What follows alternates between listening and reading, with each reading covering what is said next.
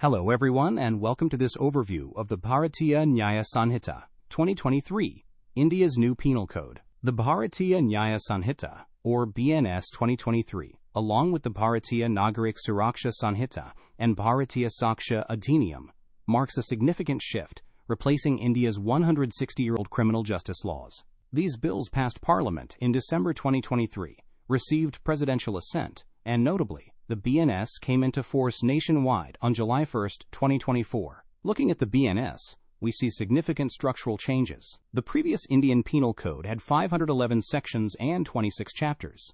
The BNS streamlines this to just 358 sections and 20 chapters. This reduction comes from consolidating many scattered provisions from the old IPC into fewer, more systematic sections.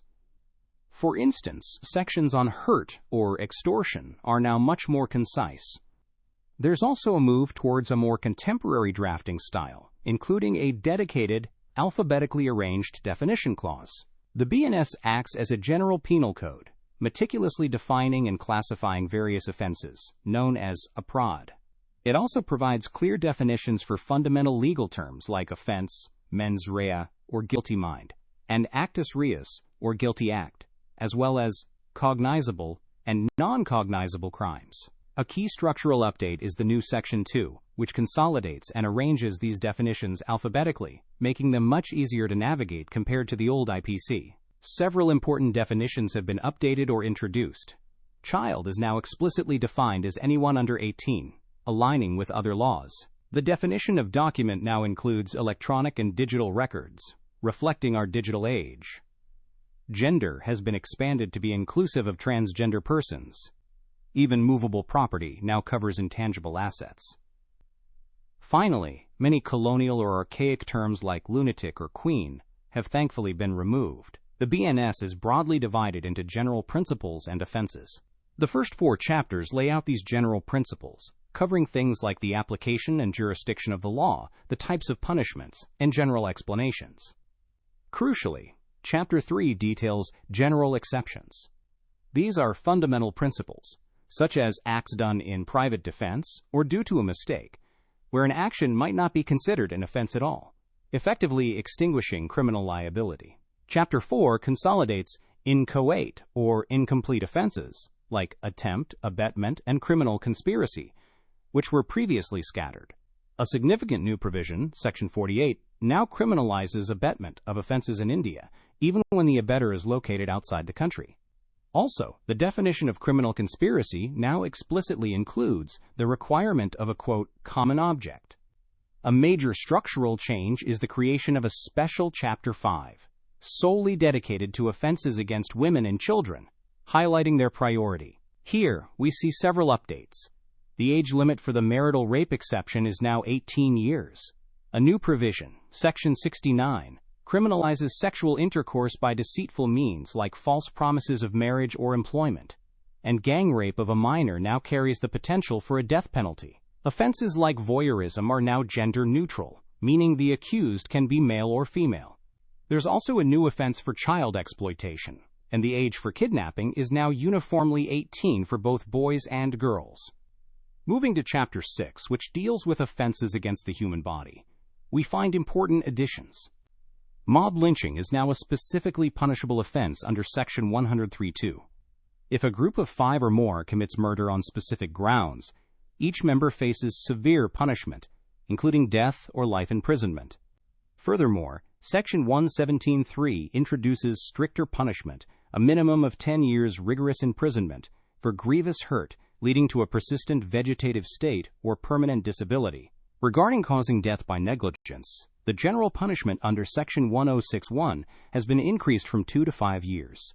Importantly, Section 1062 specifically penalizes hit-and-run incidents where a driver causes death and flees, imposing up to 10 years imprisonment and a fine. However, this provision is currently in abeyance. It's also worth noting that medical negligence leading to death has a distinct lower punishment of up to 2 years. For murder committed by a person already serving a life sentence, the law now provides an option of life imprisonment in addition to the death penalty, which was previously the sole punishment. Similarly, An attempt to murder by a life convict also now includes life imprisonment as an option, alongside the death penalty. Chapter 17 continues to deal with offenses against property, covering theft, extortion, and more. A key change here is the expanded scope of theft under Section 305.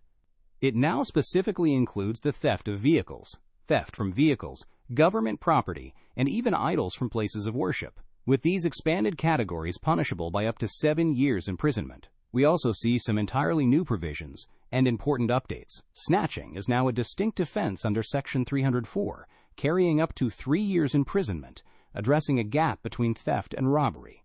For first-time petty theft involving property valued under 5,000 rupees, the BNS introduces, quote, community service as a reformative punishment if the property's value is returned. Lastly, the offense of mischief has been expanded to include causing loss or damage to government property, or any loss exceeding 1 lakh rupees. Chapter 7, now dealing with offenses against the state, brings a major change.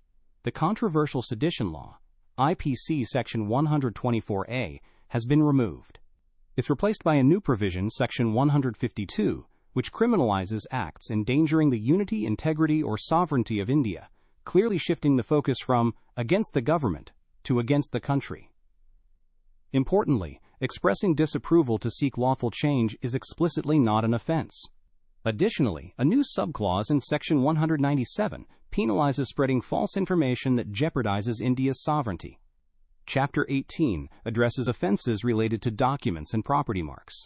This chapter covers actions like forgery, tampering with records, counterfeiting currency or stamps, and misuse of property marks, maintaining its numerical position from the previous code. The BNS introduces approximately 20 new offenses, reflecting modern challenges. Significantly, Section 111 defines organized crime for the first time, covering ongoing illegal activities like kidnapping, cybercrimes, and human trafficking by a syndicate.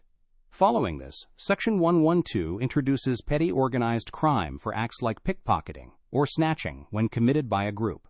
Crucially, Section 113 now defines a, quote, terrorist act within the Penal Code, covering various related actions. Finally, let's look at changes in punishments. Fines have significantly increased, some up to 55 lakh rupees, and mandatory minimum sentences are introduced for 23 offenses. A notable new form of punishment is community service, which is court-ordered, unremunerated work for the benefit of the community, applied to 6 specific offenses, like petty theft by a first-time offender. The BNS also clarifies that life imprisonment means imprisonment for the remainder of a person's natural life. The death penalty remains, reserved for the, quote, rarest of the rare cases. Thank you for joining this overview.